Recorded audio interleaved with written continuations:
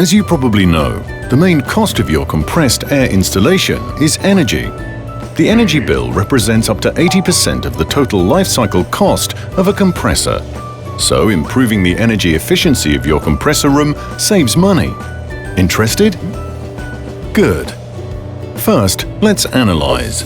There are many reasons why our compressed air installation is not as efficient as it could be. A compass audit will detect them all. A comprehensive report shows you where you can save money and reduce CO2 emissions.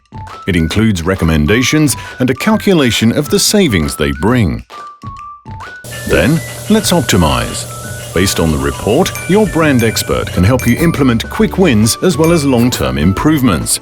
Once these are in place, you can start saving money and reduce your environmental footprint. Finally, monitor.